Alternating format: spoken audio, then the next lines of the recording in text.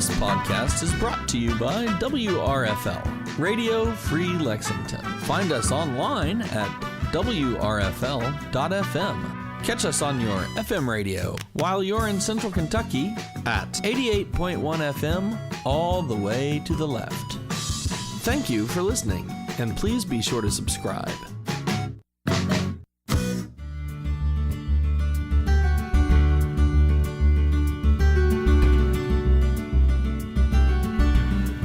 Hi, and welcome to From the Woods, Kentucky. I'm Renee Williams, and I'm here with my co-host, Lhotka. Today in studio, we have Dr. Matt Springer and Laurie Thomas. Dr. Springer is an assistant professor of wildlife management, and Laurie is an extension forester. Both of them work in the Department of Forestry and Natural Resources at the University of Kentucky. And it's a pleasure to have you both in studio today. Well, thanks for having us. Glad to be here. Yep.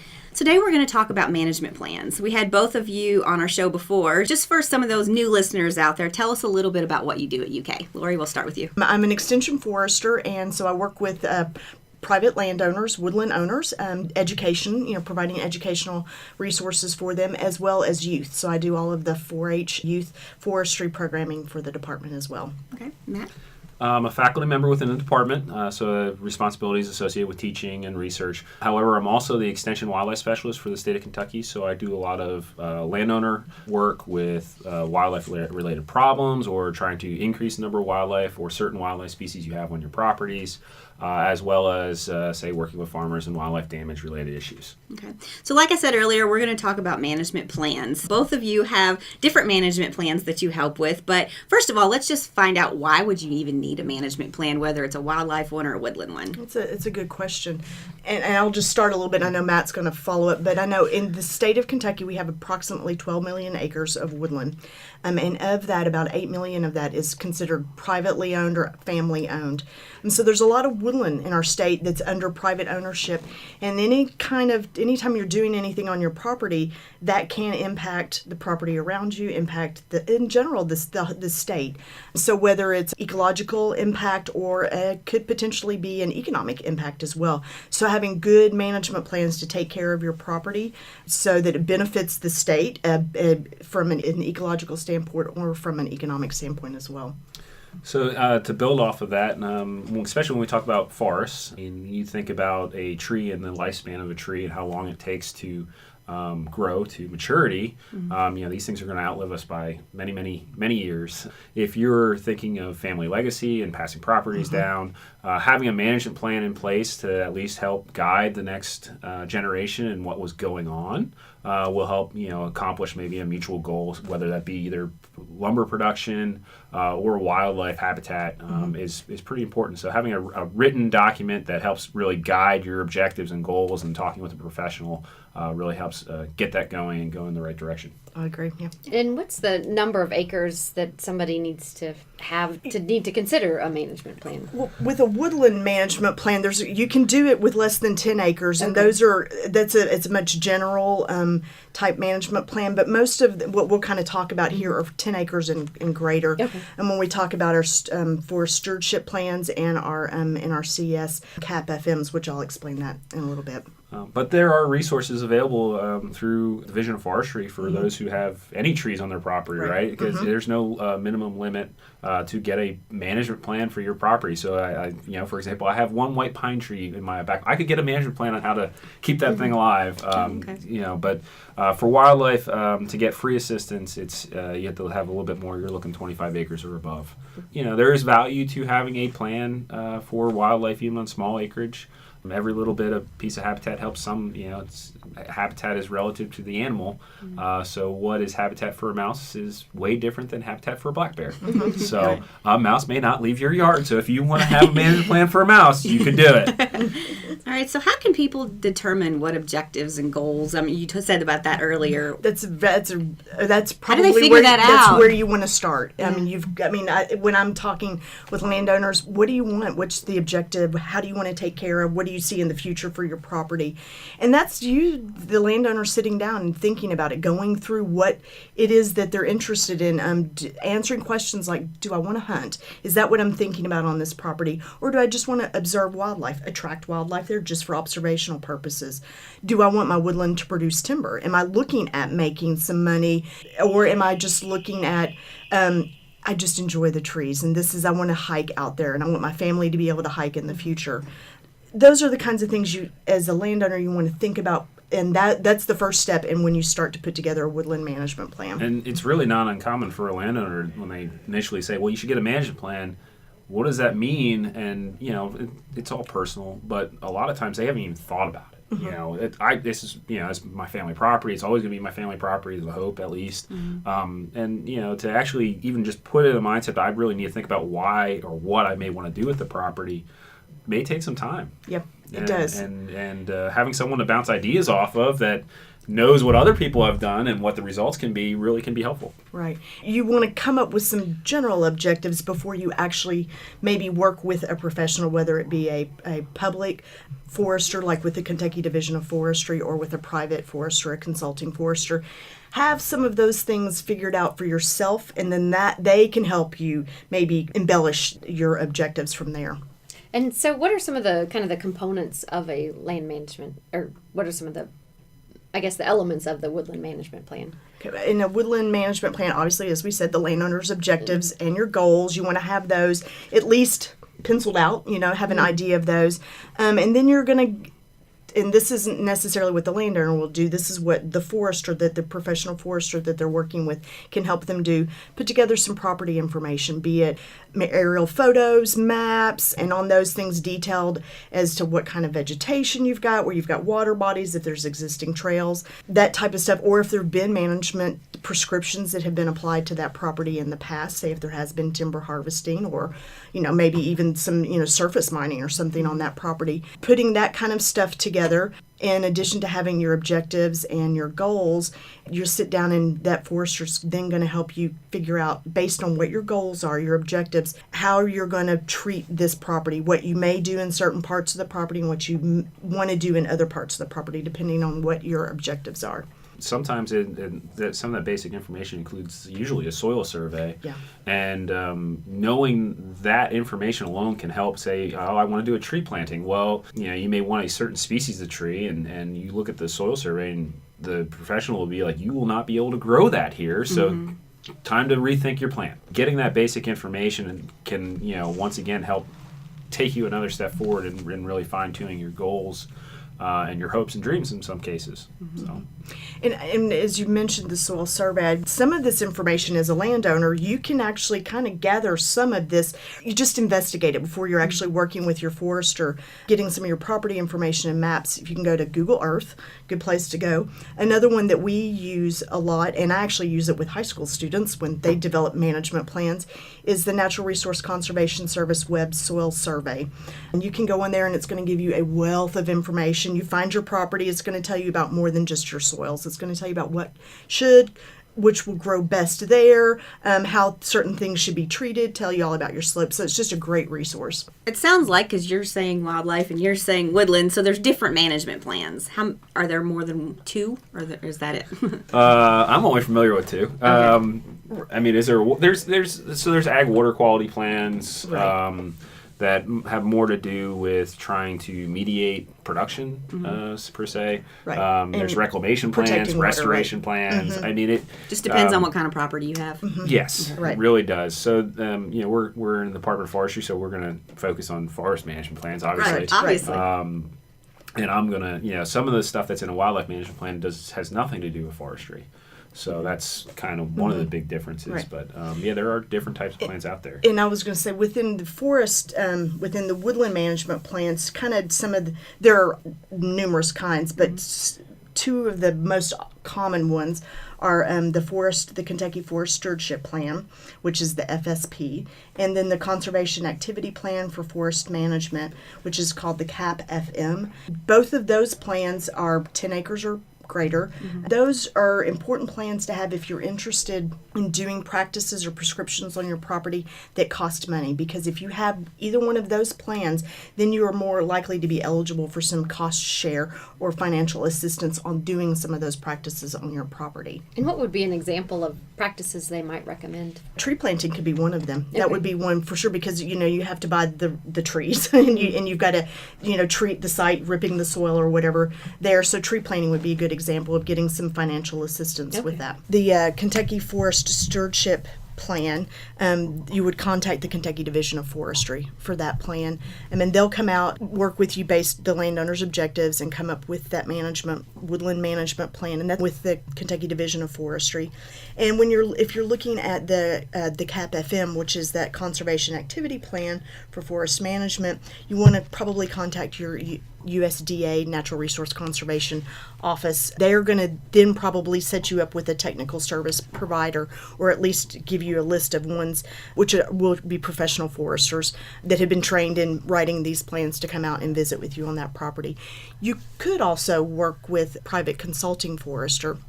In Kentucky, we'll mention the list for that, but Kentucky does have an active list of private consulting foresters as well, and you can go onto their website and find that forester that's nearest you. Within the wildlife side, if you're going for a wildlife plan, there are programs available for cost share, and also payments available to you for some of the practices. And if you have, you're required to have a plan just the same way for the forestry side, and the private land biologists through Kentucky Department of Fish and Wildlife Resources are able to come out and write that plan up for you, and that plan will act in that capacity, and they're able to, in many cases, they are the technical service providers through a relationship through Natural Resource Conservation Service. So there's no other step. They are the step.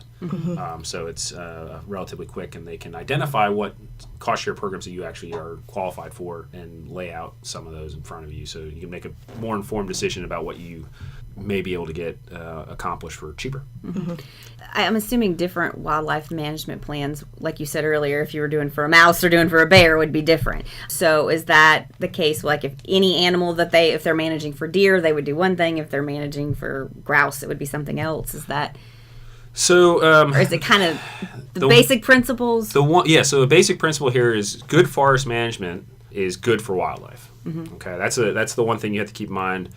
Even any forest management plan, even if it comes down to we're going to cut your entire stand of timber and leave no tree standing, is actually something we need more of in across the country right now, because depending on it's all depending on what wildlife species you're trying to benefit. And the big thing here with forestry is usually they're trying to grow the best stand of timber or the best value of trees. In many cases, they're only thinking strictly forestry.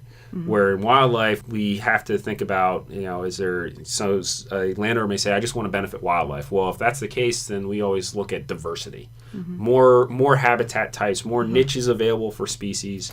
So you'd want to have a varied age structure of trees and fields and edge and interior forests to provide all kinds of different habitat.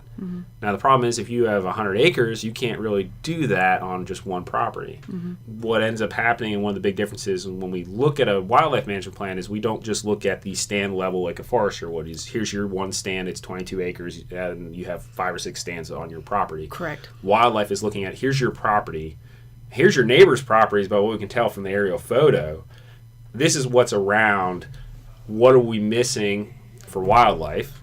And if, say, it may be, what are we missing for deer? Well, all we have are 80 to 100-year-old trees, and there's no early successional bedding habitat. There's no food plots. Those are what you're missing. We can put those in here, here, and here. And by the way, we can cut timber to get those in, and you can make some money on it. So then you can kind of coexist the two plans. These can coexist very easily. Very nicely, yes. Now, there are some differences, within wildlife plans that we try to accomplish things in a different way, right? So our goal is not always putting the number of board feet on a truck to get hauled out. Okay. And woodland management plans aren't necessarily... They don't necessarily have to be that. Right. So if you were trying to manage a property for lumber, for timber, timber, then that is you are trying to put board feet on a truck. Correct. And usually the higher priced tree that you can grow on a property.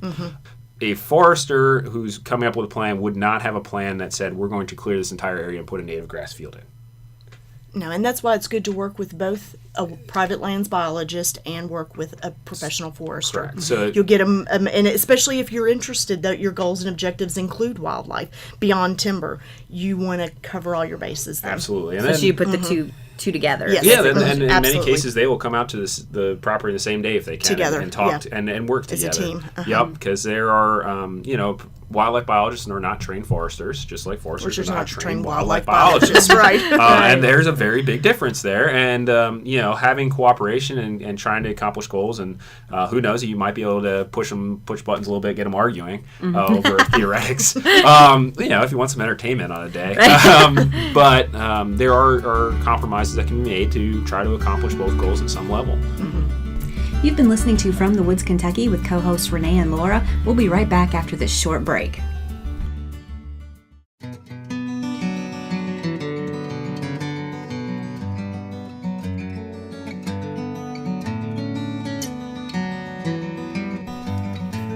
Welcome to Wildlife Sounds from the Forest. This is Dr. Matt Springer. I'm an Assistant Extension Professor of Wildlife Management within the Department of Forestry and Natural Resources here at University of Kentucky.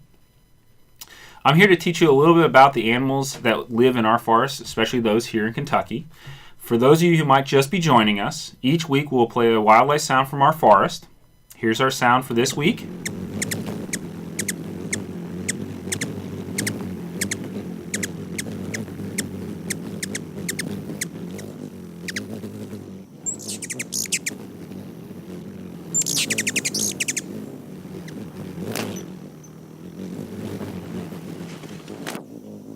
Stay tuned. Towards the end of the show, we'll talk about this animal and why it is making that sound.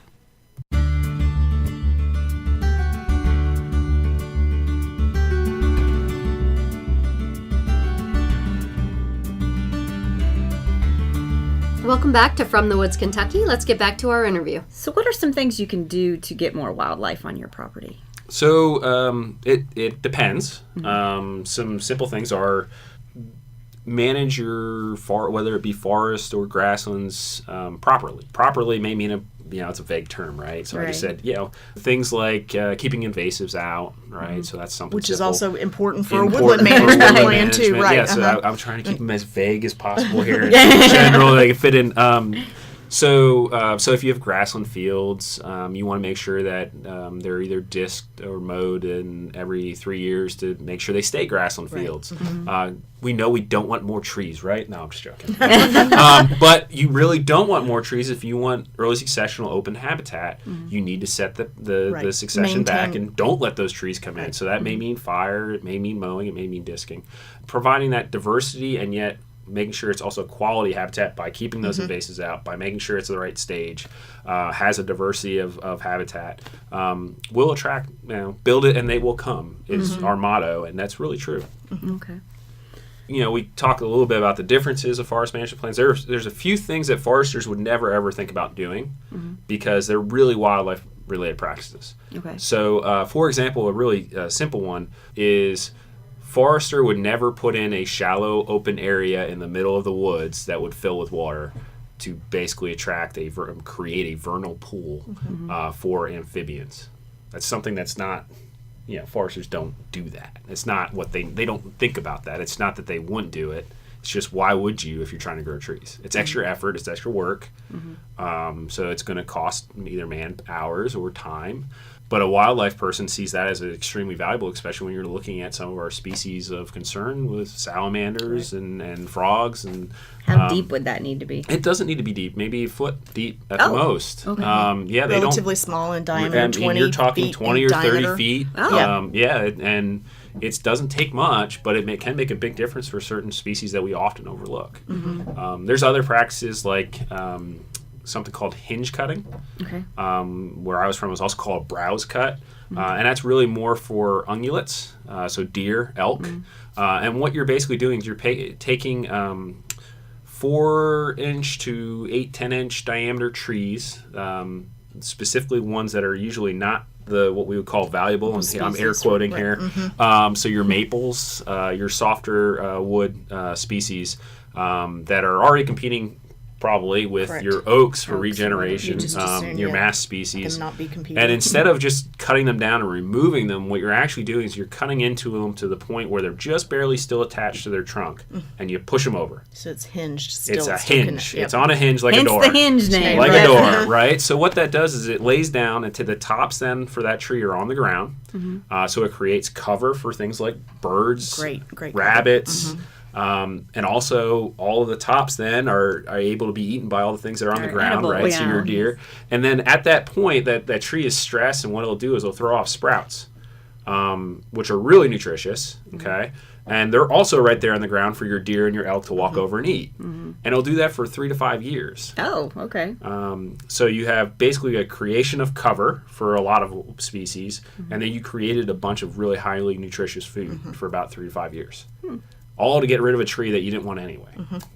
So Okay. So it's kind of a win-win. So it is, and there's some arguing about whether or not that may affect regeneration of other tree species in the area, because that's now on the ground for that short period of time. But you look at long term, it's going to still break down and die, and after 5 years, then it creates a different type of habitat that we need, which is that decaying wood that woodpeckers love and our insects love. So. Right, and again, it goes back to what your goals and objectives are as the woodland owner. Am I really focusing on wildlife? Am I really focusing on timber, or do I want a nice mix? So, and that's where, again, working with both that professional forester and that private lands biologist will really help get your property in the shape that you want it in. Correct. And then, for the overall, though, when we talk about what really lines up together, something like a harvest, a timber harvest, many cases is going to be beneficial for wildlife, as long as, when the BMPs, the best management practices, are followed and you're not destroying the area, which is bad for the forest anyway. You get new regeneration. You potentially, if you do like something like crop tree release, you get better timber in the long run, right? So you're opening up the canopy to get bigger and better trees, but we see responses. You do that a lot for your mass trees, like your oaks. Yep.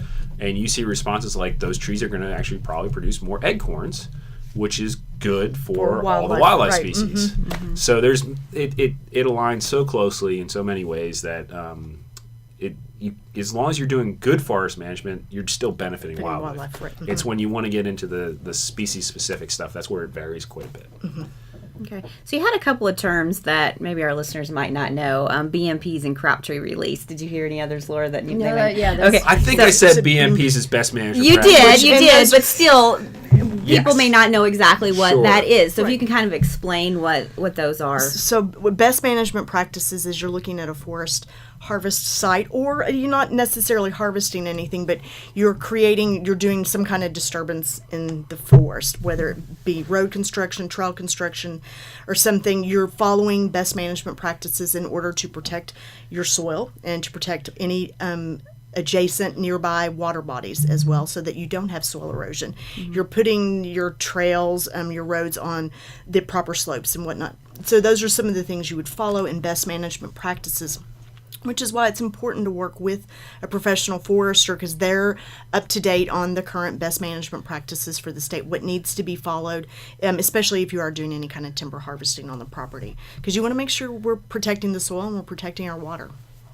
Okay, and then crop tree release? Sure. Crop tree release is basically a forest management tool, to promote the growth of a certain tree that's identified, or multiple trees in many cases, right? So your stand management, you're going in and identifying multiple trees, usually higher quality wood tree or lumber trees, or we look at oaks and mass producing trees exactly, usually. So where you basically think about, you walk under the tree, you look up, and the tree that you are trying to release to promote the growth of, you look up and see what other crowns, the tops of the other trees, are touching that tree, and essentially competing with it. Are competing for sunlight, and you go, well, that one's competing, that one's competing, that one's competing. When you look around it, and you identify those, and you're trying to open up that individual tree's canopies to grow out into those gaps that you would create by removing the trees that are competing with it. Yeah, you're releasing it for growth. Yeah, reducing that competition. Okay, so it would be a tree that you want to grow bigger, that you've identified as you want it to get bigger in your forest. So it's something that's done about a decade before you'd expect to go in to potentially harvest that individual at least, tree or more. So this is it's long-term planning. You've got to be able to look into the future. And this is not for you. This is for your grandkids. Potentially, yes. Unless it's for wildlife, then it is for you right now. Yeah. The wildlife respond much quicker to these practices than, say, a tree does long-term. Right. So I was wondering, are trails good for wildlife if you create trails within your forest? Does that help or That's a really good question. So trails in moderation provide travel corridors for wildlife. The more trails you have, the more things you open up. They do benefit certain species over others. So say a coyote is more likely to hunt on a trail or a road and use it efficiently than say a mouse, who's probably not going to want to be on the trail, right? Because the coyote's using it. Right. So you get into some predator-prey issues there. It's actually one of the things they believe is driving our caribou down in the West, is giving the wolves the ability to run on roads and hunt more efficiently. So you also, with every road and entrance, and disturbance, you potentially open up invasive species. Right. And that's probably the bigger issue, is it's a disturbance that allows for invasive species to move in. Now, roads do create edge habitat. If you want to increase edge habitat and trails, you do get a little bit of it, but in terms of quantity of edge, that varies by the size of the trail and what you're looking for. Okay. So what kind of animals like edge habitat? So there's a lot of animals that like edge habitat. Many bird species. So your eastern towhee, your thrashers, several sparrow species. Then there's also your mammals birds or mammals like rabbits. Deer really like edge habitat because edge usually means a lot of young growth, early growth that's low to the ground that provides both cover and food. So, and in some cases, we actually have a tool to try to increase that edge, even on hard borders, like a field edge to a forest edge. We wouldn't necessarily want that hard edge where you have just a tree to a field. We'd want to do something to create what we call a softer edge. So there's a transition zone from 75-foot tree to field. It would instead be a 75-foot tree to maybe a 40-foot tree to a 10-foot tree to some shrubs, then to grass. And we call that edge feathering. So you're kind of creating this soft transition from one type of habitat to another while creating different version of habitat in between. So it's something at 60 to 90 feet wide zone. Okay, so you've given us some great information today, and hopefully we've sold some people on getting their management plans. What would you recommend is the first step they need to do? So what's next? If they say, okay, I get it, I need to do a management plan, now what?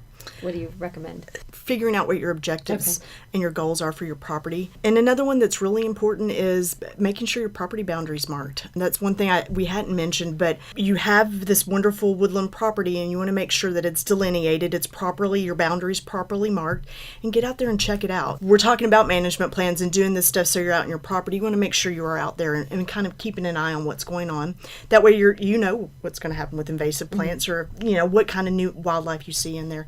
But really starting with your goals and objectives is the first thing. Figuring out as a family, as an individual, what you want to do now, what you want to get accomplished now, and how you want it to look in the future for your family. It really is coming down to that personal, what you want personally for the property, whether that includes family or not. And sometimes it could be, I'm going to sell this property in 5 years and I want to cut up timber. Right. Yeah. That inherited. I need, my children are going to go to college, and so I'm looking at a way of generating revenue. And that is an absolute, that's a goal can be a common goal. And most folks are going to have multiple objectives for properties. It's not that you have to have one single mission here. I own this, I want to log it, or I own this, I only want it for wildlife.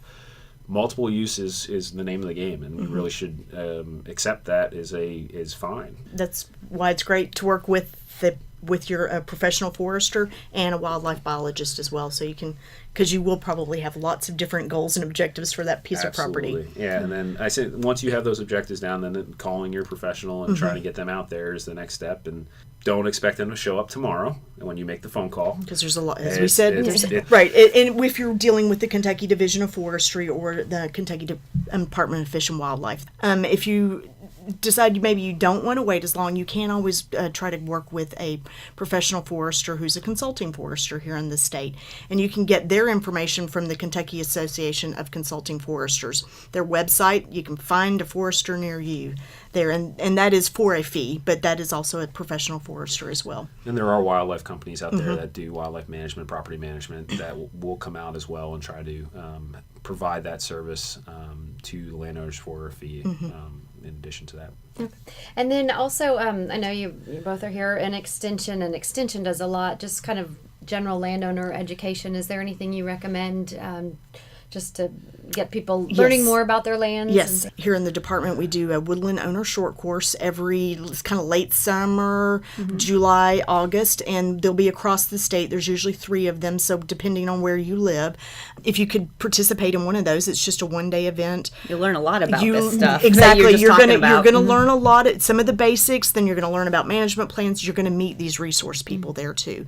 So you'll meet the Kentucky Division of Forestry, you'll meet Kentucky Department of Fish and Wildlife. They'll talk about some of the things that they can do for landowners. So that's a great place to start. And then there's a variety of other different meetings, conferences, webinar series. I know here in the Department of Forestry, we usually do a webinar series. So if you don't want to leave your house, you don't want to have to go out for a day-long thing on Saturday, although those are fun because you usually get to visit you get to go out in the field. It's not sitting in a classroom. You're going to go out in the field and see practices. But we do have a webinar series, and we'll cover many of these topics with professionals that come in and talk about what they can provide for landowners and whatnot. And it's a service. You just sign up through your local cooperative extension office and log in and watch your webinar and ask questions if you have them. So those are 2 I can think of. Well, in the Woodland Owner Short Course, you 2 will both be there Correct. as well. Right. So, right. If they want to talk to you. One thing I wanted to ask you, Matt, that I've heard a lot about is food plots. And does wildlife need food plots? I get that question. Do wildlife need food plots? So that depends on where they are in terms of the landscape and the property itself. Most cases, wildlife are not food limited within Kentucky.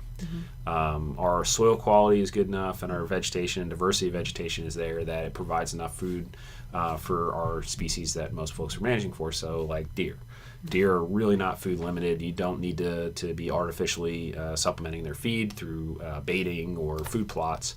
Food plots can provide a option for landowners to hunt over them to increase wildlife viewing potential, because you're creating an opening that animals come to, then they're out in the open and easily seen, which is why hunters like them and also why wildlife photographers and viewers like them.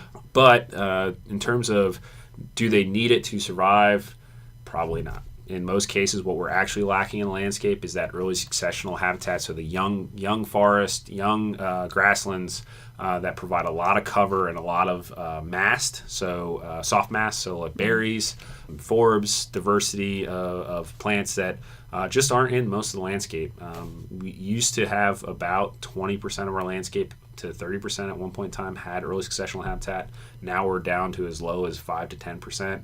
And there's a lot of species that heavily rely on that. Sometimes the species that we're managing for, like deer or turkeys, actually heavily rely on that for certain parts of their life, like fawning or nesting or poults, or keeping poults safe for the baby turkeys. So usually it's not a requirement. It's a tool we have and should be considered if you have certain goals in mind, but it's not the tool to use all the time. Okay. Would the pond be a better tool to use because that would be a source of water? Or, well, or is that kind of the same? It kind of depends. Okay. Depends on the landscape. Most of our wildlife are able to get their water needs met through just consumption of vegetation. Oh, okay. Except in times of drought. So, but in times of drought, a 1 foot big vernal pond is not going to be there. Not going to be there, right. So the problem is we're talking about these, and it really comes down to every single property is different. Right.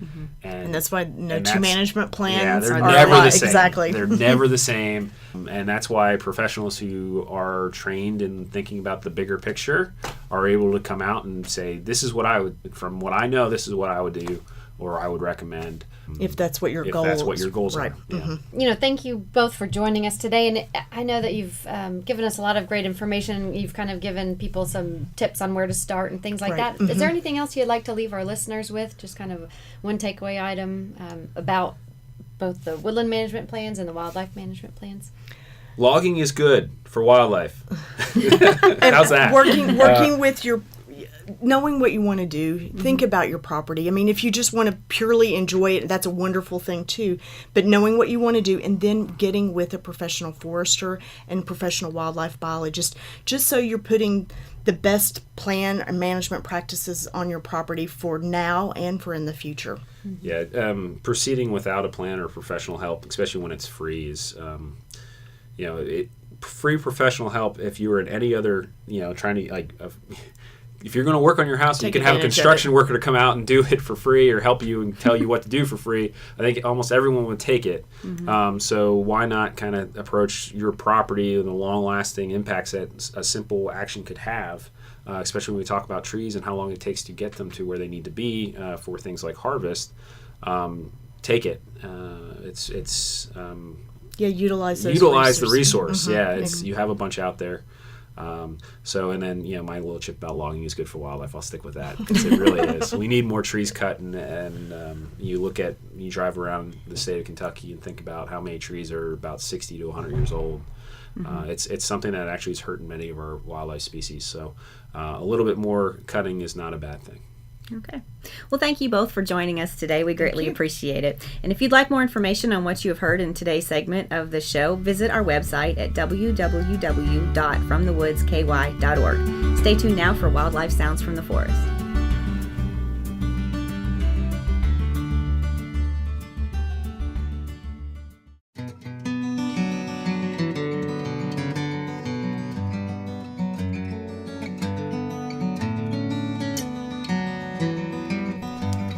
Welcome back to Wildlife Sounds from the Forest. I'm Dr. Matt Springer, Assistant Extension Wildlife Professor in the Department of Forestry and Natural Resources.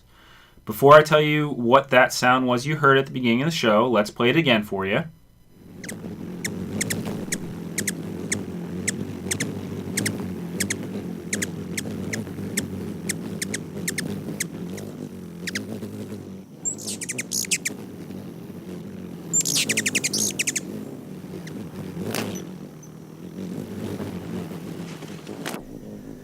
Okay, that sounded more like a buzzing noise. It is more of a buzzing noise, and that's our ruby-throated hummingbird's wing flapping, which is very fast. It's up to 70 times a second. Wow. It's incredible how quick they move their wings, and that's all to kind of give them that ability to hover so that their major food can be nectar, which when you're trying to get into a little flower, you need to stay pretty darn still. Yes. Okay, so that's kind of what that function is for then. Yes, yeah. I noticed too that do they have a longer beak than most birds? Well, so they have the ability, they have a slightly longer beak than normal, what we would consider a normal bird, right? So when we think of we talked about robins here not too long ago.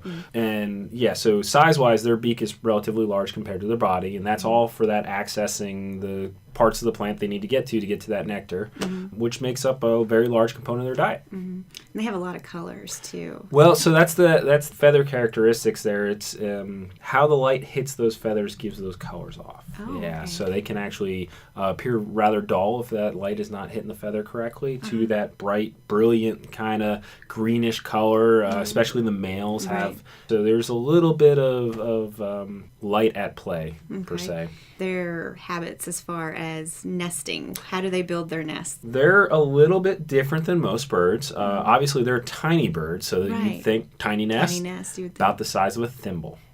Wow. So very, very tiny. I wasn't thinking that tiny. Very, very tiny. And, it only has to hold maybe 2-3 eggs at most. Okay. How big are these eggs? Even smaller than that. So you're thinking, so half-inch size, right? So it's very tiny. And one of the interesting things is they actually don't build their nests in the forks of branches or anything where they actually build it right on top of the branch itself. Okay. And that's because what they make it out of is naturally sticky. It's spider silk.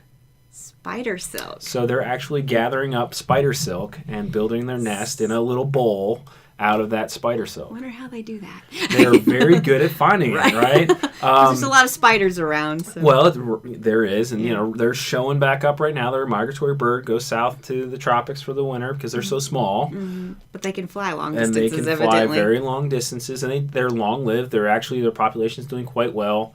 There's some variation in space, and some folks have a lot of feeders out. One year they have a ton of birds out defending them, and then the next year they may only have like half or even less of that. And that's just, there's naturally movement around the landscape.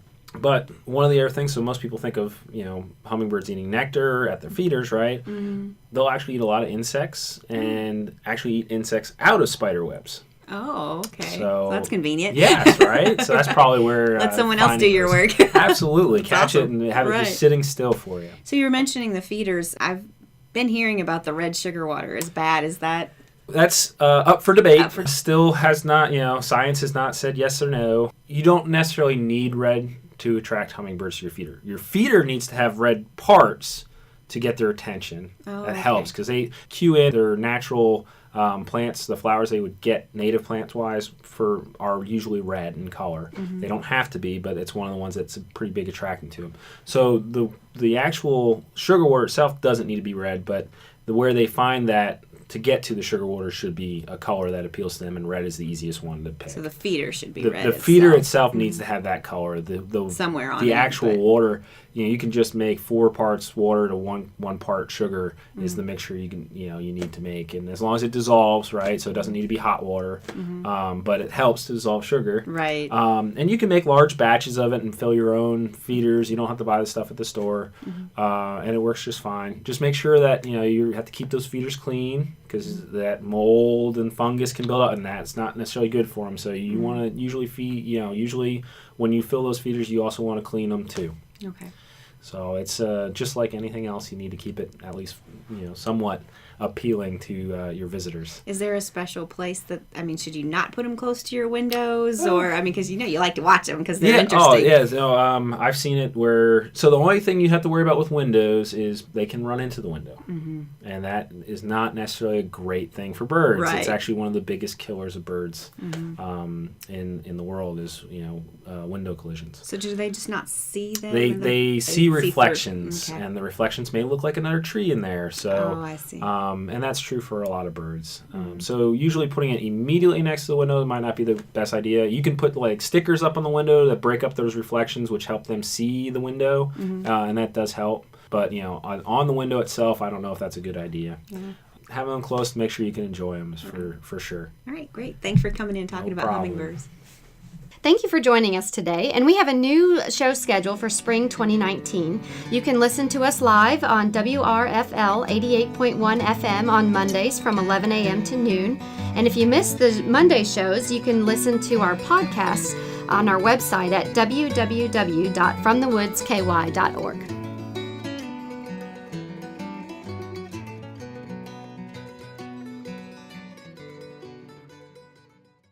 Hey there. If you're enjoying this podcast from WRFL Lexington, you may enjoy our live radio stream at WRFL.FM and, of course, via radio at 88.1 FM in the Central Kentucky area. We have a wide variety of programs you're sure to enjoy. Just go to WRFL.FM/schedule and see what programs appeal most to you. Thanks again for listening to this podcast from WRFL Lexington.